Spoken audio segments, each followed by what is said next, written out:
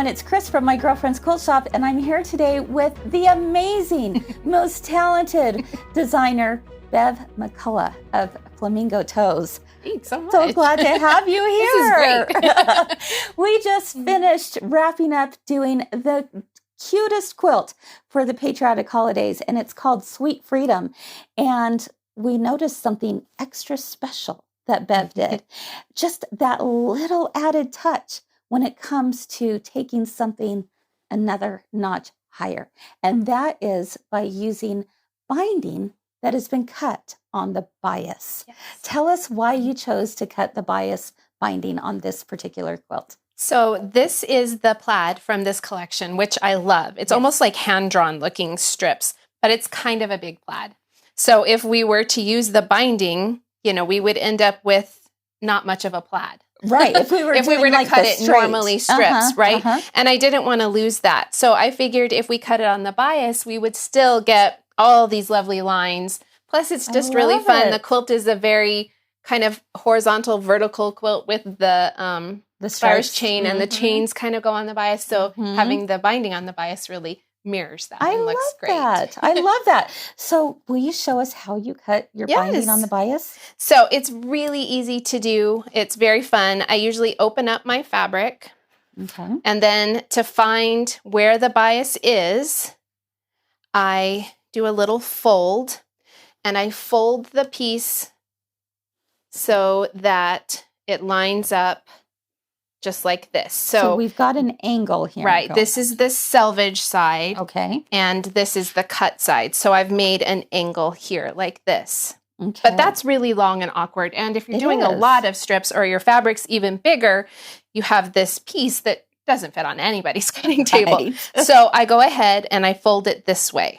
Okay. So that you have a little folded edge like that, which when you turn it to follow your mat is a lot more doable as far as cutting. Oh, okay. So because this piece is not a perfect, I haven't pressed it or anything like that. Sure. I like to take my ruler and just do a small trim and cut it up to sort of, don't even need that much. You just get it started so it's really nice and straight so that when your bias, you've cut that and you haven't really lost much of anything. No, you haven't.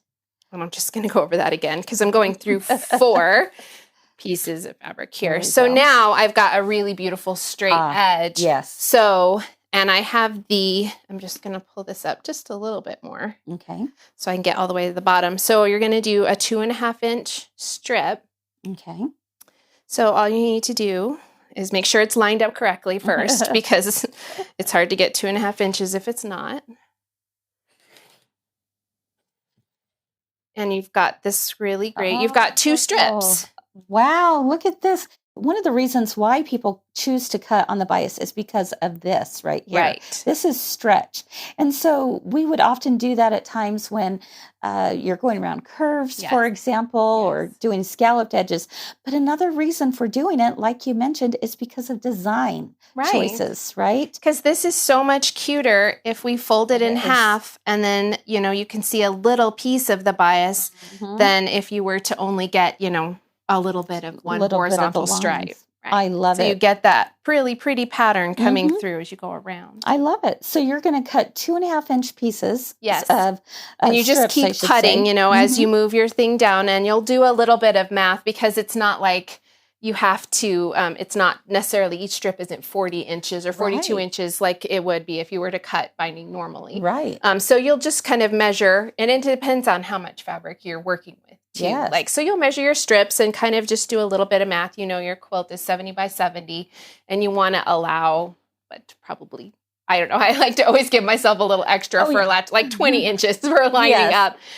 So, you know, you just do and make sure you have your strips enough to sew them together and then I love it. Do your binding. Okay. So. Wonderful. Thank you so much, Bev, for teaching us a little bit more about how you choose to cut on the bias. I think it's great, and it works beautifully in this quilt. We hope you learned something new, and we hope you'll go ahead and follow us at mygirlfriendsquiltshop.com, and also follow Flamingo Toes. She's amazing.